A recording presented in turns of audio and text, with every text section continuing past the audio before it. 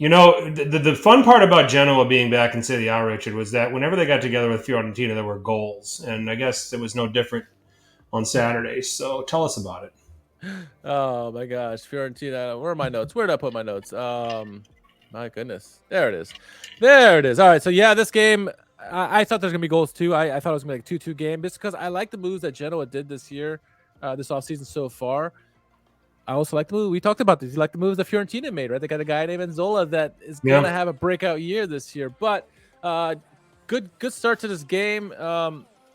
Fiorentina they were cooking, right? And the guy who was feeling it the most, I think, early on was Conor McGregor. I mean, Biragi, yeah. right? What was Biragi that? in the 5th minute scores a wonderful goal, right? It's a goal of the week candidate, and then he just goes and shut his stuff like he's the shit, like Conor McGregor. So yeah, good on him. I guess he doesn't score often enough. He's gonna get it. But assist by Enzola, worth note, Hmm. right? He's gonna be involved a lot in the offense this year. Early 1-0 lead, great for them, right? And then they followed up a couple minutes later with Bonaventura being opportunistic in the 6-yard box, gets a goal past the keeper, 2-0, and they're like, okay, yeah, here we go, they're good. And then Nico Gonzalez gets a nice goal in the 40th minute, 3-0 lead at halftime. You're like, whoa, okay, well, okay, maybe Genoa's not ready for this. I don't know. Coming out of the break, Mandragora scores. It's 4-0. You're like, okay, what's going on here? What's wrong with Genoa? They did get one back from Biraski, but I mean, really, it was what it was. Is a team that was really prepared. Obviously, their manager did a fantastic job, Vincenzo Italiano. We talked about how great he was last year. If not for Spalletti, he probably would have been manager of the year. Um, and this team was ready. He got his new pieces ready. He got most of the players who started with a core from last year. You got a guy in Zoli, put him in the right position. He's just going to do so well this year with Inzaghi, obviously with the assist early on, and then just being a factor in the game. And I know everyone wants to say like, "Hey, 4-1 victory over Genoa. They're going to be a team to watch out this year," and they could be. They're a good team. They were a good team coming into this year. There's some good teams around them, in front of them, in the table. But this is a good performance. I did think this is a game where Genoa maybe could have caught Fiorentina by surprise. It did not happen. Not at all. It was the opposite, really, where Fiorentina came out flying and 3 goals in the first half. That's an ideal start for Vincenzo Italiano, I think, and not the ideal start for Gilardino. This is the deepest team that Vincenzo Italiano's ever had to work with. Yeah. Oh, yeah. Oh, yeah. I think it starts there. I mean, I love the double pivot of Mandragora and Arthur. Yeah. Oh, those two guys are so good today. Yeah, they look like they've been playing together for 10 years. And I think that was their first. Well, that was their first game together. No, Mandragora was always getting bounced around. Like he was owned by Juve for such a long time, and Arthur was there for a bit. I don't think they were ever together. He was in the Genoa Academy too at one point. Yep. So some motivation there, surely. Certainly what Enzola brings in terms of a target, in terms of a reference point, with all of the playmaking behind him, is certainly helpful. And then you had Beltran, who he didn't get to play a lot, so we'll have to learn a little bit more as we go. But you can bring in a guy like Duncan off the bench. You could bring in Sotil off the bench. These are serviceable Serie A guys. Where you go to Fiorentina's bench, and that's where it got shaky the last couple of years under Italiano. This is a much deeper team. This is the deepest team Italiano's ever had. But a few things that I will just play devil's advocate on. With 68% possession, I'd like to see more than 9 shots.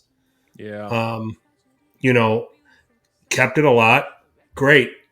But, scored 4. I mean, hell, if you were more ruthless, you would have scored 8. Because I'll tell you what about this Genoa team. Here's my notes on way too stretched defensively. There's no compactness whatsoever with this team. There's no cover whatsoever with this team. And I can't think of a free ball or a second ball that Genoa won that mattered, but just overall over the course of the 90 minutes. I mean, they didn't put up a fight. No. So, I mean, people are losing their mind over Fiorentina, and one paid guy says Fiorentina are going to be a problem this year. Genoa gave up 3 goals to Modena last week in the Coppa Italia with the same fucking team they put out. Don't start talking that stupid shit. Okay? To be fair, I mean, if you consider a European place a problem, then yeah, they were last year, right? Oh, I don't mind that, but don't sit here and like start coronating them.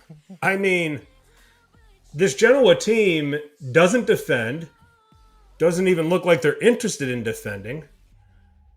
So it's I actually want to blast Fiorentina for only scoring 4 and only shooting 9 times in 90 minutes. It's obvious that their play is going to go down the left-hand side, and it shows it here in the chart on the right here, where the play is going to go through Arthur, Mandragora, and Biraghi. Biraghi is obviously a key player for them, getting the crosses and stuff like that. So they're going to need to find ways to get more goals and kind of spread the love a little bit more. I think if you focus too much on the left-hand side, the good teams, the really good teams, are going to be able to shade you to that side, block it off, and then what can you do? A lot of missed opportunities here because I agree with you. I think Fiorentina should have scored more goals against Genoa. This Genoa team was not ready for this game, and Fiorentina should have had more goals. Now, granted, maybe went up 3-0 at halftime and said, you know what, let's just not get hurt. Let's see the game out, not give up any goals. That could happen, right? I saw a little bit with that with Juventus. But you still should put more goals away, right? If you want to make a statement in this league, the first game, to the rest of the Seven Sisters, just pound some goals away and really be like, oh, okay, this team is legit. But, good performance for them, but it's nothing like, I'm not going to call them a Scudetto contender at this point. Give me last year's Napoli team against that Genoa that performed that way. 7 goals. 10. They scored 10. Yeah. Listen, I think Fiorentina is going to be really good this season. But let's not get carried away. They still only shot the ball 9 times. So they were brutally efficient because they scored 4. All right? Yep. But that's just my other point. And I said this on Twitter. Really nice, Fiorentina. Do this against somebody with a pulse. Okay? Do this against a Seven Sister. A Seven Sister team. That's the reason why I'm pumping the brakes and everybody else was excited about how they did and all this other stuff. But let's remember, Genoa had to outlast Modena in the Coppa Italia last week and gave up 3 to them. So this should have been. In the end, it's kind of child's play from Fiorentina, and maybe I'm being a bit aggressive about this, but at the same time, if you're that good,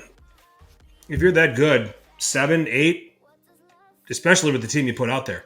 Your comment about the play down the left with Biraghi, Mandragora, that kind of thing. I think as we evolve here, if teams key in on that, they're going to get punished because of Nico Gonzalez on the right. Yep. So Fiorentina has the kind of balance. Okay, this game, it happened to be effective down that side. Next game, it's going to be, okay, we'll reel you in here, we'll swing it around, and then you're going to have Nico Gonzalez 1v1. Okay. That's what they want. Or the fellow that played right back, Coyote. Yeah. Coming around, he's useful. So I think that Italiano's got this team back. Today it just happened to be, I think it was one of those where it happened to be on the left, or yesterday, I should say. Yeah.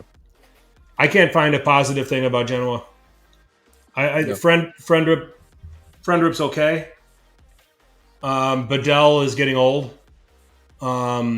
Torsby wasn't great for Sampdoria. I don't think he'll be great for Genoa. Yep. So, well, not great. I mean, that's harsh, but he was meh for Sampdoria. Yeah, I don't think he'll be more than that for Genoa. Part of me wants to think too, like that. Vincenzo Italiano is obviously, he knows how this team hums, right? He got his team, competing on 3 fronts last year very well. So part of me wants to think that after they went up 3-0, he said, "Hey, let's go into like defensive mode and just practice defensive work, not giving up anything. Let them have the ball if they want the ball. Yeah. We're not going to give up anything. We're just going to play stout defense and see how we get a practice in the defensive mode for the rest of the remainder of the game." And that's why I'm thinking part of why they didn't get any more goals. Didn't really need to have. Like I said, they were efficient. Once they got the goals, they're like, you know what? Let's just lock up shop. Not many managers in Serie A will run up the score. Napoli and Lazio, they will, but not many teams will. And so part of me wants to think that Italiano just said, let's pull the reins back, let's just conserve ourselves and be smart and see what we can do defensively to kind of like just see this thing out from the last 45 minutes. And we'll see. I mean, we'll see in several weeks how this Fiorentina team shapes out. They're talented. They're deep.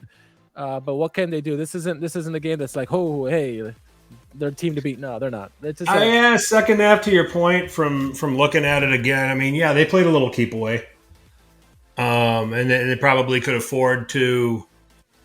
I can walk off that a little bit, but I believe in being, oh, for sure, cutthroat. if You gotta be that's cutthroat. if that's Pep's Man City, do you think he's just saying, "Hey, play keep away for"? Yeah, No. another team did that, and they did that today. We'll talk about them a little bit later on. And we've seen this league so many times. It doesn't matter how many goal lead you have. If you put your foot off the brake and all you need is one goal the other way, and the momentum swings, and anything can happen. You can have a 3-4 goal lead. Anything can happen. So you got to be careful. Yeah, it's Yeah. Genoa, but still, you got to be careful with these kind of things. That's why I'm like with you. Be cutthroat about it. Get more goals. Make it. Just put them out of their misery, right?